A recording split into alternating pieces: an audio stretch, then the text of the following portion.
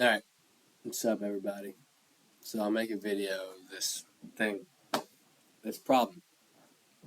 So what do we have to do? We gotta give it a CSV file and enforce that. Okay, so pretty much what I'm doing here is, you notice I'm in Google Drive right now. So I'm aware that some of you have used like different Python IDEs, which, IDEs are like Spider or whatever you're using.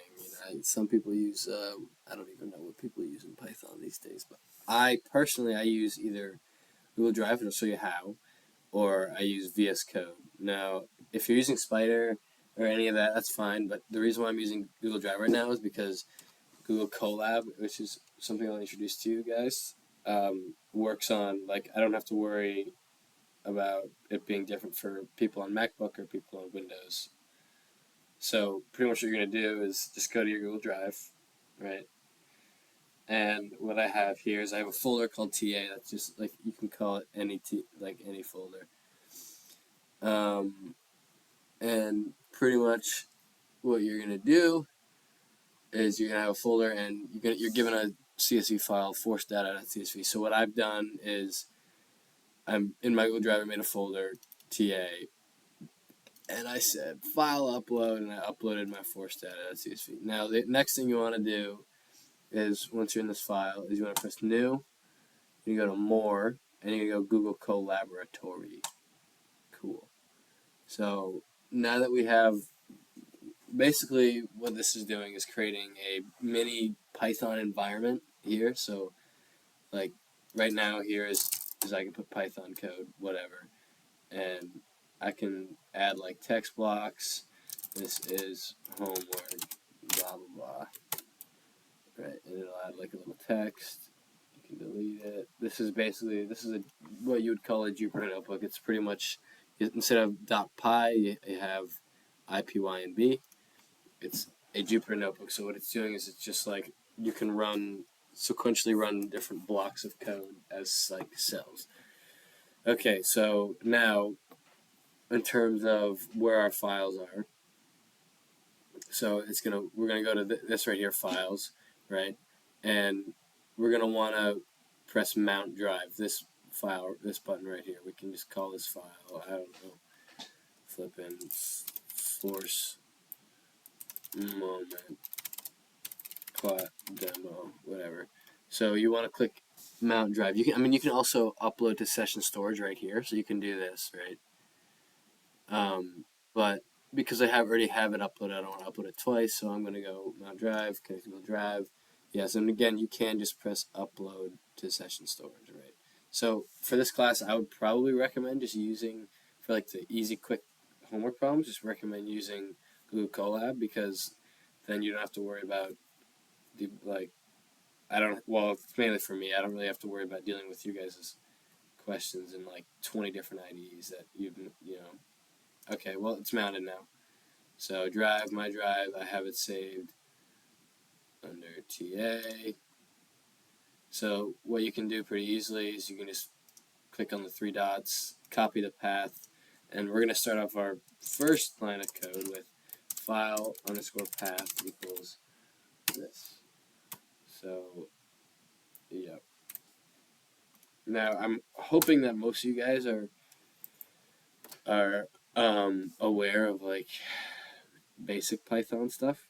So I'll just teach you a little about like pandas and NumPy and whatever.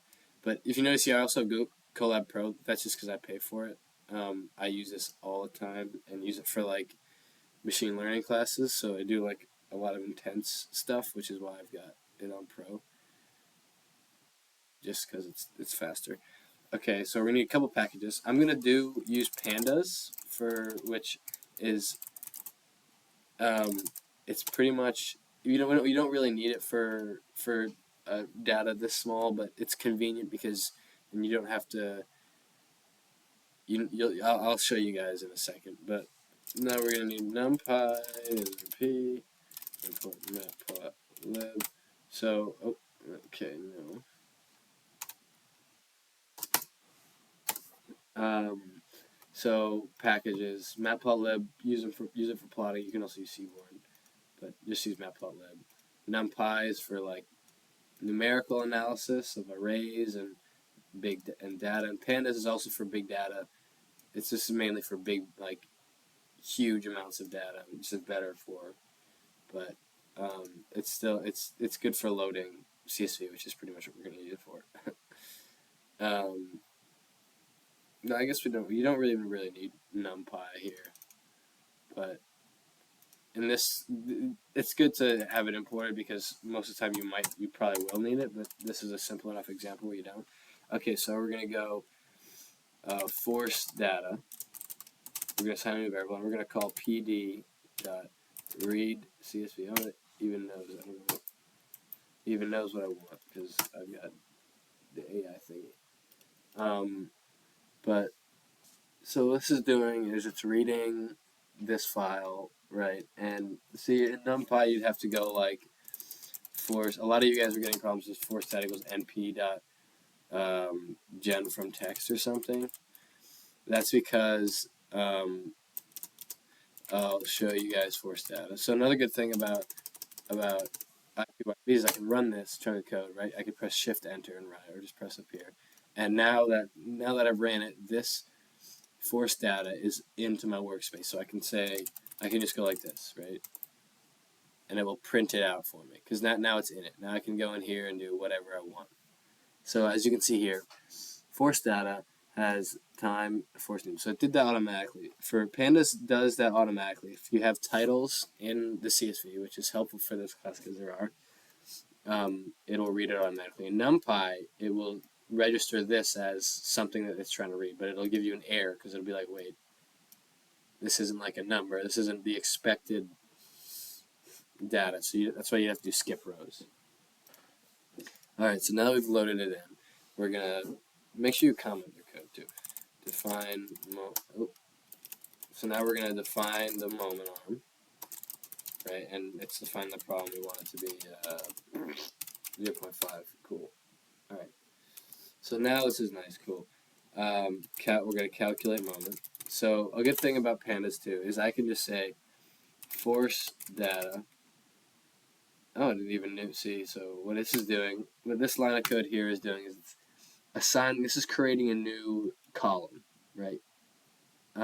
Called moment. Now this column is just going to be next to like time, force, moment. So it's creating a new column in this data frame. So what we're doing here is saying, and remember, we should always check to see if the names are correct because here, so this is the name of the column. So when I am calling it, this is going to give me an error, right? So if I try and call it, say, key error force. So that means that when I get key error force, that means that this is just not the right name for it. So if you look down here, it's force. It's a little different. It's force newtons, and then we'll call, just to keep it consistent, we'll call moment newton meters. Okay, so now this should run and give me. Okay, it ran. Now we're going to run this force data one again, and we should see another moment. So now we're going to see another moment. So there we go. Now we got it. Cool. Now is when we're going to want to plot. So plot the thing. This is the new wow, that was loud. Talktua. Plot on that. We're going to plot on that thing. All right. Enough Lincoln. Okay, so we're going to do plt.figure. This is going to make a new figure. Now you can specify the size. So you could say, if you want the size in, like, whatever, some constant amount of pixels. You can do like 10.6 or something. No view equals. Alright, now we're going to plot on that thing. Okay, and then, oh, look at that. It's just going to do it for me. So mine does it for me because it's cool. But regardless, what this is doing is it's saying, okay, I want to plot.